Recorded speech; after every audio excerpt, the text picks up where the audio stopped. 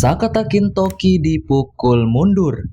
Setelah tombak yang tak terkalahkan itu menembus sang pahlawan agung, Odin menatap Sakata Kintoki dengan senyum tipis penuh penghinaan. Seolah pahlawan yang dibanggakan manusia itu tak lebih dari percikan kecil di hadapan dewa tertinggi. Melihat momen tersebut, seluruh penonton manusia diliputi rasa was-was yang menyesakan.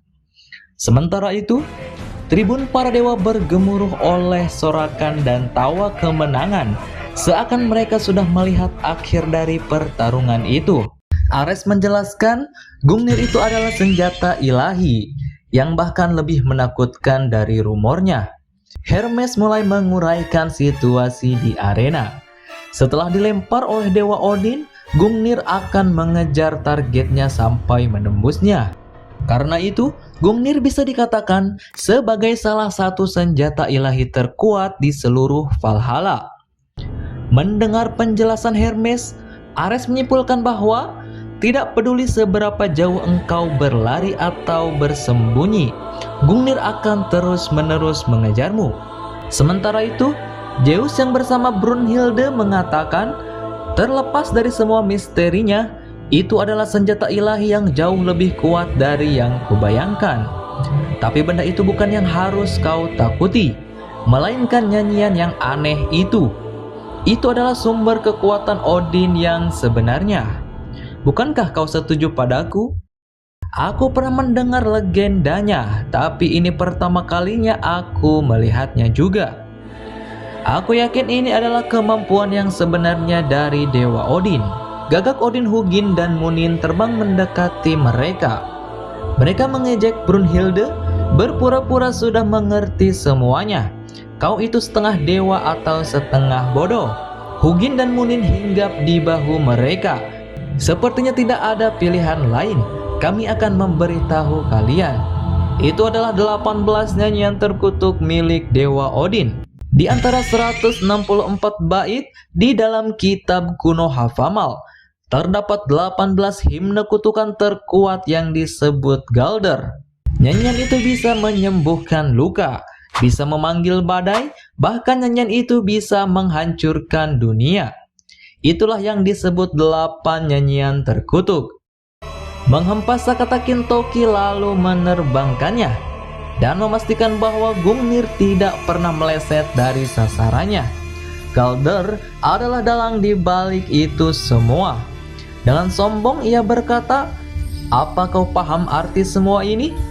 Tepat sekali, kekuatan yang tak terbayangkan itu bisa Tuan Odin wujudkan dalam 18 cara yang berbeda. Pernyataan Hugin dan Munin itu membuat Brunhilde dan Zeus tercengang. Hugin dan Munin mengepakkan sayap mereka, terbang sambil berseru lantang. Inilah bagaimana Tuan Odin menjadi dewa tertinggi Nordik. Gemetar, gemetarlah, rasakan ketakutan yang sama seperti manusia kesayanganmu itu. Sementara itu, Rhys yang melihat pertarungan itu mulai merasa takut. Kalau dia bahkan tidak bisa mendekatinya, bagaimana dia bisa menggunakan senjata ilahinya? Dia akan menghancurkan manusia itu hanya dengan senjata ilahinya. Seperti yang kuduga, sangat mustahil untuk bisa menang melawan Dewa Odin. Sementara itu, Sasaki dan Musashi memiliki sudut pandang yang berbeda. Mereka yakin bahwa Sakata Kintoki itu istimewa. Menurut Sasaki, ia terkejut dengan tombak yang menerjang ke arah Kintoki. Dikarenakan tombak itu datang dari titik buta yang sama sekali tidak terlihat. Akan tetapi, dia nyaris berhasil memutar tubuhnya dan menghindari luka fatal. Kalau tidak, dia pasti sudah terbelah menjadi dua. Pria itu menerima serangan dari dewa dan berhasil selamat. Dari penilaiannya, Sakata Kintoki itu telah menjalani pelatihan yang sangat keras. Entah dewa atau bukan, dia bukan tipe orang yang membiarkan dirinya hancur begitu saja. Kembali ke arena, Kintoki merasa terkejut karena Odin bisa melontarkan tombak itu sebanyak yang ia mau. Menurutnya, dia berada dalam masalah besar. Dengan senyumnya ia bergumam, "Jadi, itu kekuatan dewa tertinggi Nordik ya?" Sementara itu, Odin meremehkan Kintoki. "Aku tidak tahu kenapa sampah sepertimu memegang rune dewa primordial. Tapi pada akhirnya manusia sampah tetaplah manusia sampah. Dan kau tidak pantas menjadi lawan bagi dewa tertinggi sepertiku." Kintoki membalas ejekan tersebut dengan tertawa. "Hahaha, kalau begitu, bagaimana kalau kita mencari tahu?" ucap Kintoki sambil melesat menyerang Odin.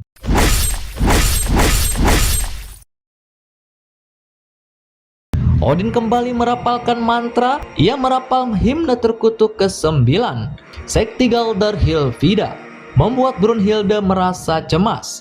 Namun dengan instingnya, Kintoki melompat menghindari serangan Odin yang akan mencabiknya.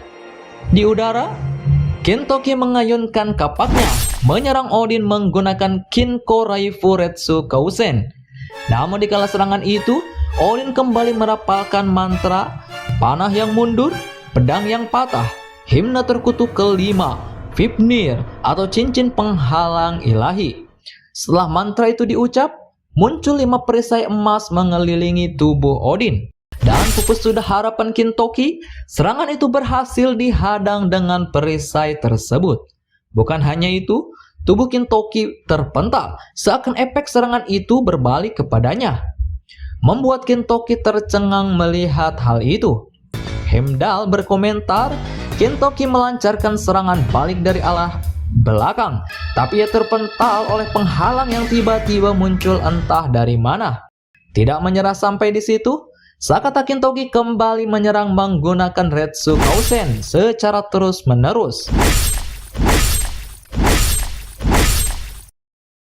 Serangan kilat dari Kintoki telah dihentikan sepenuhnya. Perisai itu muncul melindungi Odin. Kintoki mengeluhkan hal itu. "Aku sudah mengerahkan seluruh kekuatanku, dan kau bahkan tidak melihatku." Di bangku penonton, pihak manusia dibuat keheranan. Perisai apa itu? Serangan Kintoki tidak berpengaruh sama sekali. Di bangku para dewa, Forseti tersenyum sombong merendahkan manusia. Ia teringat sebelum Asgard memiliki tembok pelindung, terjadi banyak sekali serangan oleh para bangsa raksasa. Ia menyaksikan sendiri bagaimana kotanya diserang bangsa raksasa. Ketika itu, raksasa yang berada di depannya melayangkan serangan kepadanya. Namun seorang dewa menolongnya. Raksasa terkuat itu dipukul mundur oleh perisai yang tak tertembus, tak bisa disentuh. Forseti bertanya, "Siapa kau sebenarnya?" Dewa tanpa nama itu memperkenalkan dirinya. "Aku Odin." Ia menyerang menggunakan Gungnir yang tak terkalahkan dan bertahan menggunakan perisai Fafnir yang tak tertembus. Ia menjelaskan, dengan kekuatan inilah Odin dikenal di seluruh jajaran dewa Nordik, yang artinya mengalahkan dewa Odin bagi para dewa sendiri itu adalah hal yang mustahil.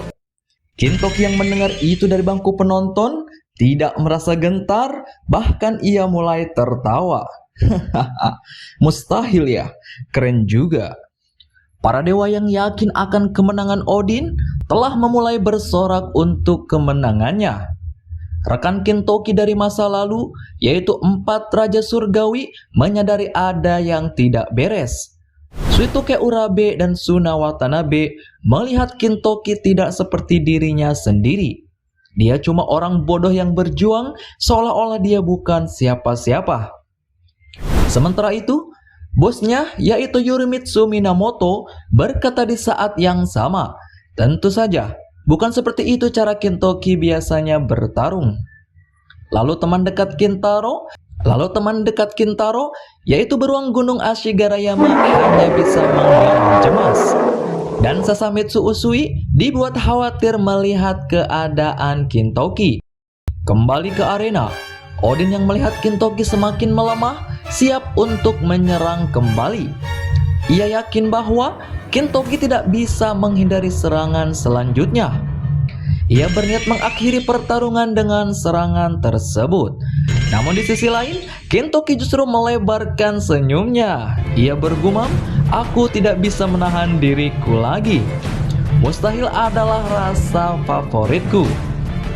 Lalu setelah itu, Kintoki melepas baju dan membuang senjatanya, membuat Odin merasa heran. Kintaro menghela napas panjang, lalu tersenyum di tengah keputusasaan. Ia berteriak, "Ayo, majulah!" Odin yang hendak menghunuskan tombaknya merasa heran, apa sebenarnya yang kau rencanakan? Sambil menghela napas panjang, Kintaro mengangkat kakinya tinggi dan menghentakkannya ke tanah. Dalam pertarungan sumo, gerakan ini disebut Shiko. Para pegulat sumo dan juga Shiva merasa bersemangat melihat Kintaro yang memasang kuda-kuda sumo. Ares berpendapat bahwa Kintaro telah menyerah. Namun Hermes berpendapat sebaliknya. Buddha yang menonton pertandingan itu tersenyum dan bergumam, Odin telah berhasil menekan tombol kemarahan Kintaro. Suna Watanabe dibuat tertawa menyaksikan hal itu. Menurutnya, Kintoki itu terkenal sebagai orang yang tidak suka kekalahan. Sadamitsu Usui mengangguk setuju. Beruang dari Gunung Ashiganayama menggeram penuh semangat. Kintaro itu yang terkuat ketika dia melakukan Shiko. Itulah yang dikatakan beruang itu. Yorimitsu Minamoto juga terlihat bersemangat meneriaki Kintoki untuk menunjukkan tekadnya ketika ia berhasil mengalahkan iblis terkuat dalam sejarah, yaitu Sutendoji. Kintoki yang berada di arena semakin bersemangat menantang Odin untuk segera menyerangnya. Bagi Odin, yang dilakukan Kintoki adalah hal yang bodoh. Lantas Odin mengambil kuda-kuda untuk menyerang, sambil merapal himne kutukan ke-9. Di sisi lain, Kintoki justru mengambil kuda-kuda untuk bertahan. Hal ini pun membuat Heimdall terkejut. Apa yang dia lakukan? Dia tidak menghindari serangan itu. Tombak itu tepat mengarah ke arah Kintoki. Dengan prediksi yang akurat, Kintaro berhasil menahan arah serangan tombak Gungnir. Seraya menahan serangannya, Kintoki tertawa lalu bergumam, "Hahaha, kena kau kali ini." Adegan tersebut membuat Musashi, bahkan Zeus dibuat tercengang. Namun, meski berhasil ditahan oleh Sakata Kintoki, gagang tombak itu terus bergetar dan bergerak liar, seolah berusaha melepaskan diri dari genggamannya. Dengan raungan penuh tenaga, Sakata Kintoki menghentakkan tombak itu ke tanah, memaksanya tunduk di bawah kekuatannya. Para dewa bahkan dibuat tidak percaya melihatnya. Heimdall berkomentar, tombak ajaib Gungnir telah dilumpuhkan legendanya oleh Sakata Kintoki hanya dengan kekuatan fisik semata. Dengan sedikit sombong, Sakata Kintoki berkata, "Mau menyerah sekarang?" Para pegulat, Shiva, bahkan 4 raja surgawi sampai terbakar semangatnya melihat pemandangan itu, membuat siapapun yang menyaksikannya ikut bergemuruh oleh adrenalin. Kau bicara dengan begitu percaya diri, padahal kau hanya menghentikan satu serangan saja. Ia memanggil Gungnir untuk kembali kepadanya. Ketika Gungnir mulai terbang untuk kembali pada tuannya, Kintoki menangkap tombak itu. Gungnir bergerak liar seakan memaksa untuk terlepas dari cengkraman Kintoki. Namun, dengan sekuat tenaga, Kintoki menahan Gungnir dan berkata, "Kau sangat ingin kembali pada tuanmu ya?" Sakata Kintoki memutar tubuhnya dengan kuat, mengambil ancang-ancang sebelum melemparkan tombak itu kembali. Ditambah kecepatan lemparannya dan tarikan kekuatan milik Odin sendiri, tombak itu melesat bagai kilat berbalik mengarah lurus kepada sang dewa. Melihat hal itu, Odin segera merapalkan himne kutukan ke-5, memunculkan Fafnir untuk menghalang laju dari tombak Gungnir.